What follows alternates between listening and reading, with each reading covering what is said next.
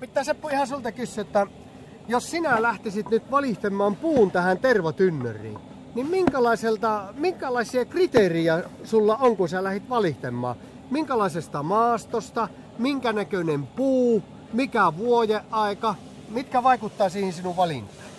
No ensinnäkin semmoiselta, kyllä mä korvelen, ennen ainakin niin ne korvelle lähti ja siellä kuusikon sisässä jos kasvoi puuta, niin se oli laadukasta puuta ja tietenkin se paras vuodeaikahan ottaa talvella olisi. Onko se helmikuu? Olisi se helmi-maaliskuu on ne parhaat kuukaudet. Ja se on niin kuin vanhat sanoi ennen, että matikan kuvun aikaan se otetaan puu, mistä tehdään puuastioita. Ja tuossa kun Seppo mainitsi se, että se otetaan korvelta, niin korpi tarkoittaa meidän puolessa semmoista synkkää kitukasvusta maapohjaa, missä on kuusikkoa, mutta siellä seassa on sitten mäntyjä, jotka on hittaasti kasvanut ja se tyvi on semmoinen oksaton silo. Mitä minä olen seurannut, kun vanhat otti, niin ne otti parkkia pikkusen kirveellä pois. Ja sitten ottivat niin etelä- kuin pohjoispuolelta, niin ottivat niitä syitä, leikkasivat tällä keinoin puukolla vähän irti. Ja vetivät sitä syytä, että se suoraan lähti nousemaan se, niin kuin se lastu irti tavallaan siitä. Niin ne katsoi, että se on suorasyinen puu. Vaan jos se lähti kiertämään, niin se oli pintakierteinen. Sitten seuraava vaihe on tietysti, että se kaajetaan ja katkotaan siellä kenties metässä. Kyllä. Tynnyrin koko on itse valmiina 77 senttiä. Niin semmoisia metrisiä pölkkyjä tuotaisiin ja mitä niille sitten tehtäisiin, kun ne on tuotu pois sieltä metästä? No kyllä minä talvella melkein lohko sinne jo, niin ne olisi silloin hyvin lohkeisi, kun ne on jääpuuaika. Joo. No mulla on se kokemus, että siinä katsotaan vain niin sitä puun kokkoa sillä tavalla, että jos se on pieni puu, niin se lohkaistaan 4 osaa. Mutta jos siinä on kehää sillä tavalla, että saadaan riittävän leveä lauta, niin sitten 6 osaa. Kyllä, joo. Ja kirvetä käytetään apuna ja kiiloja sitten. Että no tämä on leuka. Se on lohkaistu ensin yhdessä suunnassa ja sitten on katsottu, kun se on saatu ne kuun puolikkaat, niin sitten on katsottu, että pannaanko se 3 osaa. Eli halakaisun kriteeri on yksi se, että kun otetaan se kappale puusta, niin se aina määritellään siinä, että esimerkiksi 4 laavan arvo. Niin minä olen itse lohkaissut sieltä sydänpuolelta kylmästi sen sydänpuolen kappaleen pois. Ja mulle jääpi siihen pulikka, jossa on 4 laavan arvo. Niin se halakastaan keskeltä sitten pannaan kirvet ja lekalla muksutellaan. Ja sitten kun se lähtee halakkeamaan, niin voidaan puukiilolla auttaa sitä. Ja puukiilolla lohkasta, niin sitten tulee 2 erillistä kappaletta, jossa on molemmissa niin kuin 2 lauttaa. Ja ne taas halakastaan keskeltä. Ja halakastessa seurattaa, että se ei lähde menemään naulapääksi. Että silloin pitää kääntää se kappale toisinpäin ja taas sieltä lähtee keskelle. Kyllä. Tässä on nyt 2 laavan arvo, niin hyvin meni suoraan lohkisi. Ja nyt on tässä. Elikkä jos se olisi lähtenyt tuossa naulapääksi, niin sitten olisi täältä vastaan. Joo, nyt on varaa ottaa pois. Nämä on tuonne. No siinä on nyt ne 4 lauttaa, mitkä sitten työstetään, kun ne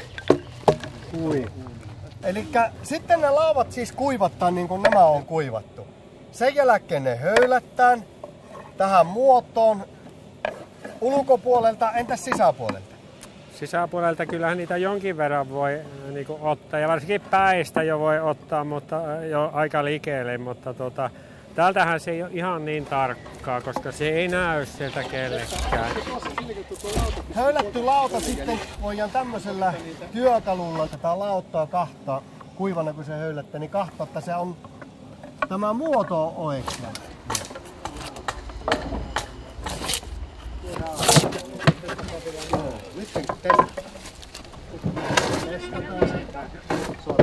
Näistä ei ole vielä saumaa sitten höylätty, että nämä saumattaa vielä ja sitten siinä höyläksessä tehdään tämä kuluma kohdalleen, mikä on tässä tämä kuluma. Sillä tavalla, että se tulee sitten asennuksessa niin ulkoirvi, eli ulkoirvi, tämä ulkoreuna on täältä tynnyrissä niin pikkusen auki ja sisältä purroo kiinni. Ja se voidaan tällä mitalla kun tehdään, niin se on täällä sisäpuolella hyvin pieni rako, kun se tähän tällä. Nyt tässä nähdään, että tämä on just äänpäin. Ja se pitää olla toisinpäin.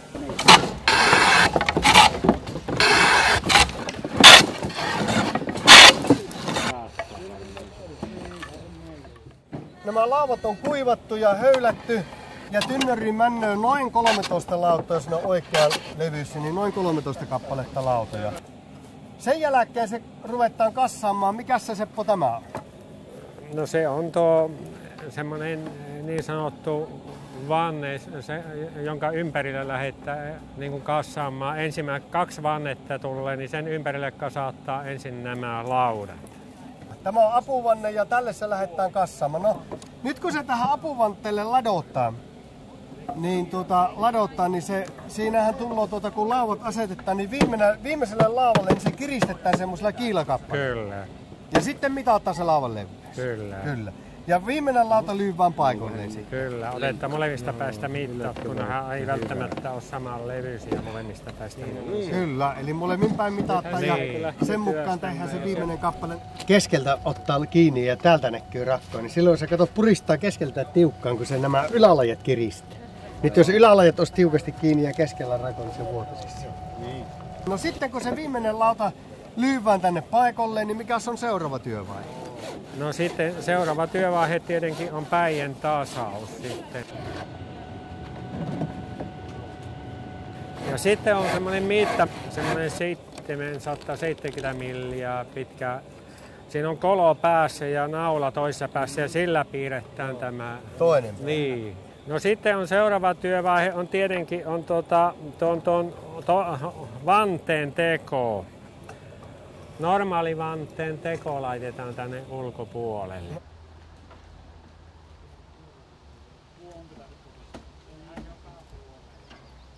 Näitä on vaikea tänä päivänä löytää, koska vanhat metsät on hakattu ja jos vanhoja metsiä jossakin on jäljellä, niin ne on suojeltu.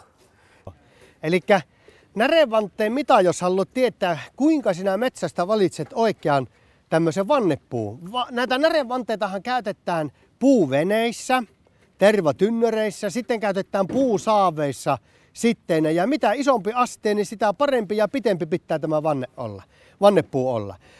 Ja tämän yksi ominaisuus on se, että se on kitukasvunen. Eli tuosta kun tehdään poikkileikkaus ja katsotaan vuosilustoja, niin niistä et taho saada selvää. Se on niin kuin hyvin hitaasti kasvanut. Vanhat sanoo ennen, jotta saattaa olla 100 vuotta herkästi ikää närevannepuulla. Ja kriteeri sille, että minkälainen se puu pitää olla, niin ota tämä mitta, mikä sulla on etusormen ja peukalon välissä ja purista täältä sen kiinni. Ja sitten seuraava vaihe on sinä käännät katseen tuonne kohti sinitaivasta. Mitä sinä näet? Siellä näet kuusen latva, jossa on muuvan vihreä oksa ennen. Eli kertoo siitä, että on hyvin nälkävä puu. Ja ne on siellä noin 3 metrin korkeudessa nuo oksat. Niin silloin sulla on hyvä puu. Ja koko tämä runko on tämmönen tasaisen vahva. Sitten kun me katsomme tänne latvapäähän, niin silloin sulla on väärä puu, jossa on hyöttää puu ja tässä rungossa on vihreitä neulasia. Tässä nyt latvassa on täällä joettain näitä. Tämä on pikkusen ollut jossain aukunlajassa, mutta jos täällä on noita neulasia täällä rungossa, niin silloin se on hyöttäistä puusta ja se ei taho tulla oikein hyvä vannepuu siihen. Mutta se löytyy, niin kuin sanoin, niin vanhasta metästä, ikivanhasta metästä ja siinä se on yleensä semmonen niin kuin räme, kankaiden välissä oleva räme, jossa kasvaa vanha kuusimehtä, sekamehtä. Ja siellä on hyvin paljon semmoista pientä aluskasvukuusikkoa, semmosesta löytyy. Ja sitten vielä tärkeää on se, että tämä ottoaika on ihan niin kuin normaalisti kaikki työstettävä puu hirsirakentamiseen ja puu näihin astioihin otetaan. Ja helmikuu on paras aika. Matikan kuvulla 20 päivän tietämissä, niin siitä kuun loppuun kun otat, niin silloin tämä kuori on lujasti kiinni tässä. Nyt keväällä kun se kasvulähtö käynti, niin tämä kuori on sitten, voi irrota siinä kun tätä lähdetään työstämään ja lämmittämään ja höyryttämään. Yleensä on ennen tehneet sillä tavalla, että on ollut puukehä muun muassa, esimerkiksi puukehä.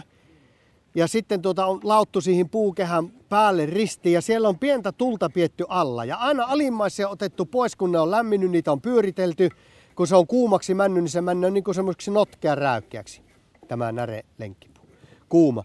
Ja sitten aina siihen päälle on lisätty. Sitten on saunassa hauvutettu näitä. Ja tietysti nykyaikana käytetään erilaisia menetelmiä näitä hauvuttaessa. Mutta tämä pitää saada lämpimäksi ja kuumaksi. Tervatynnyrissä se lukkokolojen väli on muistaakseni hieman yli 1,70 m. Eli semmonen 2,5 metrin pätkä riittää.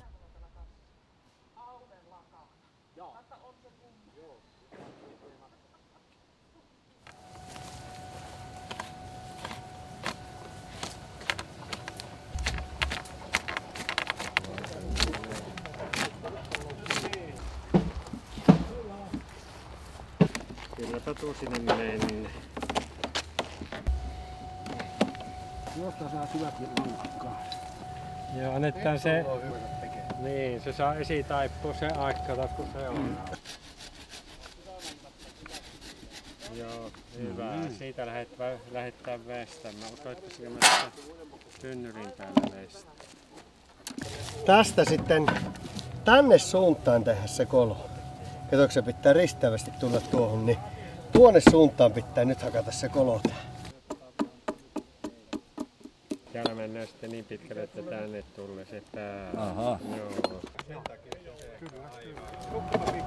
Teen itselleni merkin, että mistä mä oon lähtenyt liihin. Muistaa sauman, että mikä on. Niin. Tuosta vaan tuon lukon tuo. Noin.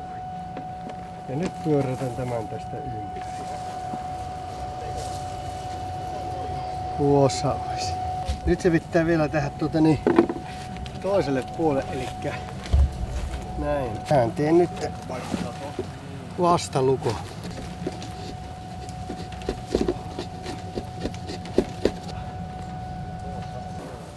Tuossa on katsottu mun Siinä on paha paikka. paksu kohta, että tästä saattaisin vähän vuolasta tästä vielä. Se on pikkusen liian paksu, niin se ei oikein just nyt tekee hyvää se. Se menee heti rennommaksi. Joo, eikä se ole siistiä. Eli tähän tehdään sitten niin kuin se normaali vanne. Yksi kappale. Niin. Joo, yksi kappale kiristetään tähän, että saadaan tiukalle. Kyllä. Joo. Ja taas sillä lailla, että tullaan saunan kautta kahta lautua päin. Nyt on tuolla, nyt ei mene tuolta. Minä pesetän. Tuossa on pikkusen löysi, jos tuo. No se on vähän matalassa kävi uraa.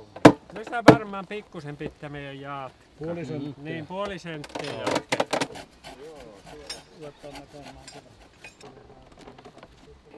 Tuonne. Tämä. Joo, kyllä näkyy mennä. Nyt. Ja sitten kun se on asennettu siihen, niin seuraava työvaihe on... Sitten käydään tämä reuna suurin piirtein läpi, että se on niin kuin samanlainen vahvuus kiertää. Se on noin 20 milliä, niin kiertää, että se on pyöreä sitten niin kuin tämä sisäpuoli. No tässä mulla on kädessä 2 työkalua, jota on käytetty. Tämä on kalvain. Ja sillä työstetään tälläkin on sisältä, niin kuin ennen on puuastioita työstetty, niin on veilty nämä sarvat tasaiseksi ja saatu tasainen. No, entäs sitten kun se on vuoltu ja tasattu, niin mikäs vaihe sitten tuli?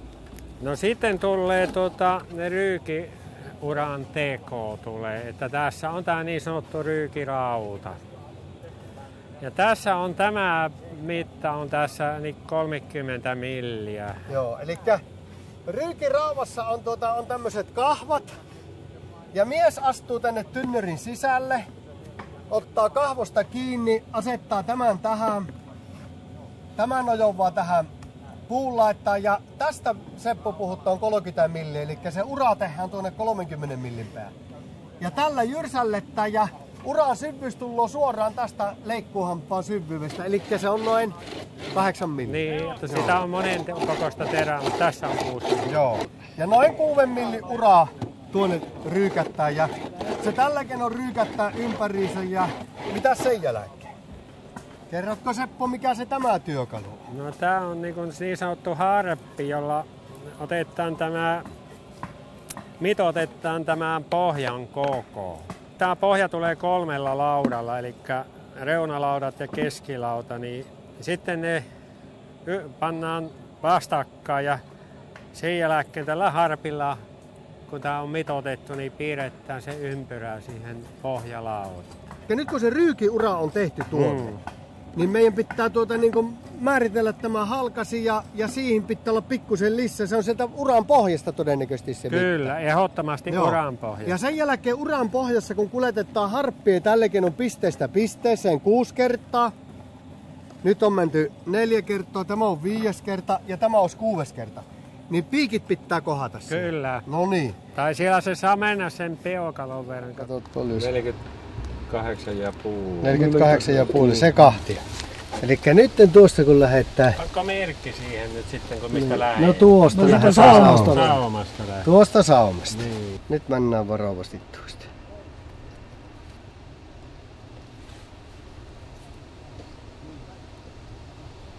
Nyt on se hyvä. Nyt on se, eli nyt on se piu päälle tuossa, peukalon leveys päälle. Tuosta saumasta lähettiin eli 6 mittaa ja se piu päälle, se tuli nyt. Pannaan tähän tämä mitta ylös. Ja tässä sattuu tuo kiilairto, niin teillä on aina mittaa. Nyt on tässä on kato mitta tälle tynnyrille. Eli se on nuin iso.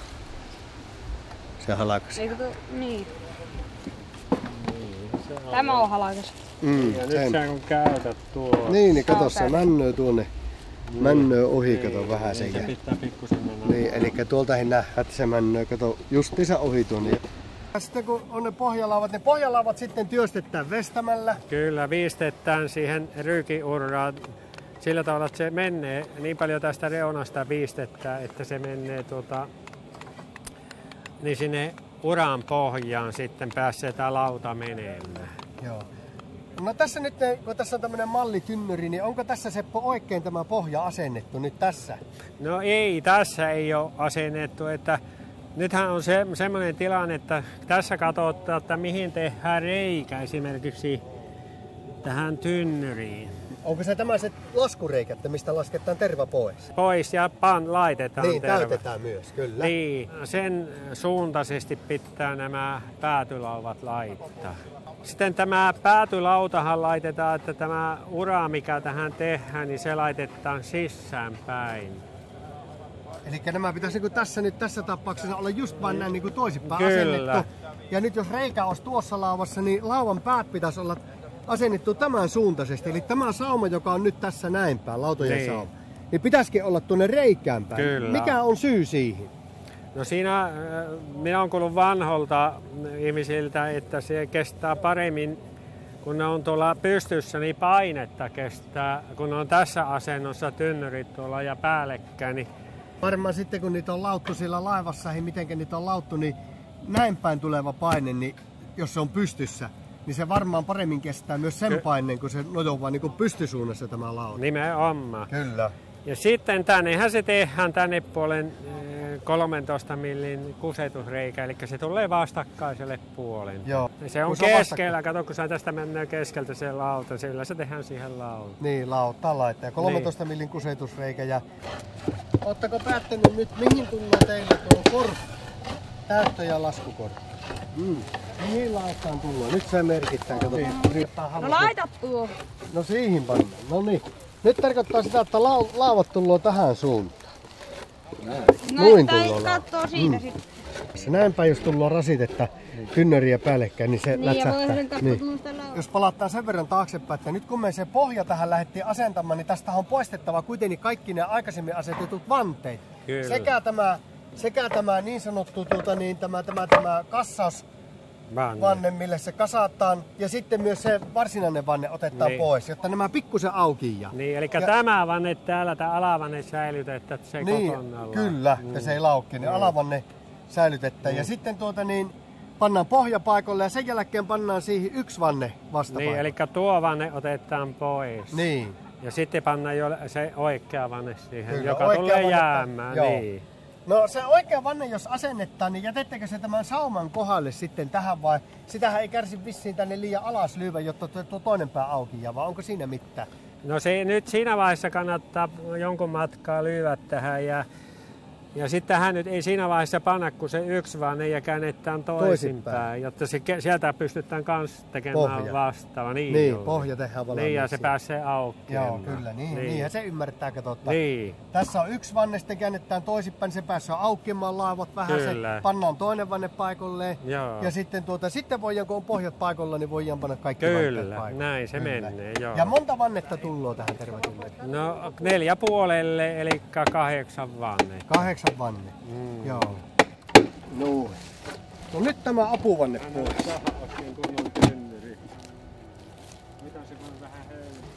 Sitten ne hakkee ne vannehaatkin tänne. Tuosta. Pojat 2 vannehaakkaa hakemassa. Tuota pitää saada ylöspäin tuota. Hyvä. Sieltä tälleen kertapaukku. Niin. Siitähän on tärkeää. No sitten jos vielä esittelen tämän vannehaan, kato nyt. Eli vastapuolelle aina vuoroparina asennetaan nämä lukot ja lukon puolelta ei lähdetä kiristämään. Ja nyt kun se on tuonne tuo lukko pantu, niin tällä vannehaalla, niin täältä lähdetään kiristämään tätä vannetta. Tämä nyt on tähän niinku iso vanne, koska tämä on eri. Tämä on tämä on niinku apuvanne, niin tämä on sitten eri mittainen tynnyri vain tällä tavalla, vähän isompi. Mutta tästä niinku sitä lähdetään vääntämään, tämä vannehaka pannaan tähän vanteen sisäpintaan tuohon ja nojataan tällä vannehaalla, tällä vääntimellä niin tänne tervatynnyrin reunaan ja kiristetään sitä tällä keinoin täältä tänne päälle. Niin ja usein 2 vähintään vannehakkaa olla. Niin, eli tässä ei olisi hyvä, että hänellä olisi tuossa tai itsellä olisi 2, niin pystyy vääntämään ja jalan pannoo painoksi ja sitten tuosta otetaan puumoska ja koputellaan vannetta tuonne alaspäin ja kiristetään. Ja tänne tehdään täältä sitten lupsaatettaan se paikoille. Mutta näin väliähän se ei saa olla, eikä tietenkään olekaan, kun tämä on se esikassasvanne, niin ei pidä sotkea siihen. Mutta se yleensä on aika tiukka, kun se panna. No minkälaisia temppuja ne on sitten käyttänyt, Seppo, jos sattuu, että ne on kaikki huolella tehty, on kuivat laavat ollut ja kuivat pohjalaavat ja vanteet on hyvät ja kaikki on asennukset tehty oikein. Että jos olisi jostain pikkusen tervaa tihkunut, niin onko siihen ollut lääkettä sitten No kyllähän siellä on ollut niin kuin vedessä pietty, turvotettu tai sitten on kuullut kyllä sitäkin, että saviveilillä on sitten tiivistetty. Niin pyöräytetty. Niin tuo tappi, se on leppätappi vielä. Joo, leppätapit. Elikkä miksikä se, kun se tänne tullut se reikä, niin minkä kokoinen se on se reikä? No mulla ainakin tuolla on, se on 42 milliä on se reikä ja äsken kuulin semmoisen kyllä vasta tiedon, että se olisi se leppätappi sen takia, että kun pyöritetään, kun se on pehmeämpää puuta, niin se pyörittää se koko ajan kirri se tappi. Niin. Niitähän kesällä tervatynnyri pantiin semmoisiin, sanottiin palakkuoksi ja hevosella ajettiin. Ne palakkuot oli semmoiset aisat, jotka tulivat sitä hevosen länkiin kiinni ja sitten tervatynnyrin päähän tuli semmoiset levyt. Siitä tuli, jossa oli tappi keskellä ja jossa oli aisassa reikä, tuli siihen ja takkoa sijoittiin narulla vähän kiinni sitä, että se ei leviä. Se tervatynnyri pyöri, kun hevosella ajettiin. Tervatynnyrit ennen kaikki on mitkä mennyt Ouluun, on ruunattu. Ruunaria on ollut määrätyllä alueella useita. Tämmöinen mikä on M, kirjain tässä tynnyrilauvassa. Se tarkoittaa, että se on mitattu tynnyri. Se on ollut 125 litraa, mikä on virallinen tervatynnyrin koko. Tässä on vuosiluku, milloin tämä on valmistettu. Ja sitten täällä alla on 34 numero. Se on ruunarin liikkumisalueen numero, joka saa liikkua määrätyllä alueella. Sillä samalla alueella on useampi tällä 34 numerolla olevia ruunaria. Jokaisella ruunarilla on oma pieni numero täällä alla, jota pystytään ukkojäljittämään ihan viimeistä sanaa myöten. Ouluhan on joka tynnyrin kuitenkin, kun se on ottanut ne tervaporvarit vastaan, ja räkätti on ollut se toiselta nimeltään, niin se on joka tynnyristä ottanut kannullisen tervoa ja vienyt sen niin kuin lahjaksi. Ja sitten kun teillä on ollut tällä tervatynnyrin päässä, vaan tässä on hankala näyttää, kun se kusetusreikä, niin se on vielä se tervaporvari kaikki tarkastanut, jotka se räkätti.